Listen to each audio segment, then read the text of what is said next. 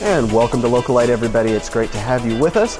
And in studio today with me is JoAn Henricks, and that's Henricks without the D. I'm not saying it wrong. It's Henricks. And she is on the board of directors as well as a tour guide for the St. Peter's Landmark here in the Dalles. And most of us have either been in there or have, well, almost all of us have seen it. But we probably don't really know the history and some of the details. So JoAn is going to tell us all about that. So JoAn. Hi, John. It's good to have you. Nice to be here. Yeah, Thank you. well, let's just start off with the landmark itself. I mean, it used to be a church, but it's not anymore. No, in about 1969, the local Catholic Church decided that they needed a new building, more handicapped accessible, so they started work on the current St. Peter's at South Cherry Heights Drive. And at that time, they were going to just demolish the old landmark church. And so for a couple of years, a group of really dedicated citizens in town here tried their mightiest to purchase the building from the Monsignor, the head of the priests here in the Dalles. And after about a couple of years, I guess they finally persevered and were able to put together $25,000 and purchase the building from the Catholic Church and from the local parish. $25,000? $25,000 for that place. Oh my goodness. What year was that? 1971. 71, okay. Okay. So in 1971, then it went on the National Registry of Buildings, and it's owned and operated by St. Peter's Landmark Nonprofit Incorporated. It is not a church. It was desanctified. It's not related to any religious activity or denomination at this point.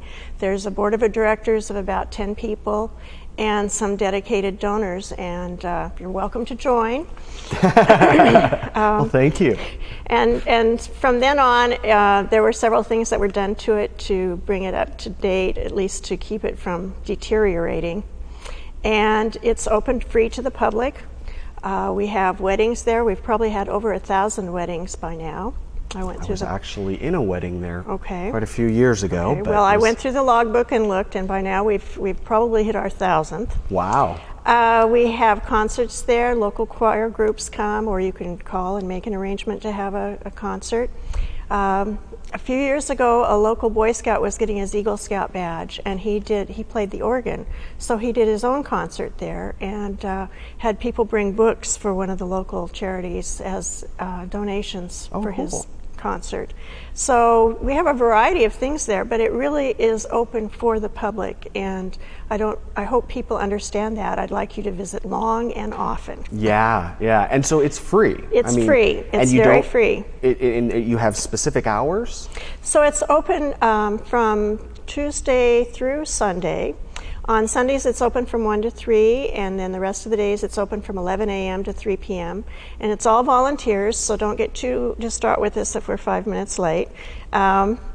There's also, we have installed a handicapped entrance on the street level. Oh, good. And we have a handicapped chair that will take you upstairs. So if you have an issue, we can manage that. So you can... Those mobility issues The have been mobility addressed. issues that were a problem in the 70s are gone now. Wonderful.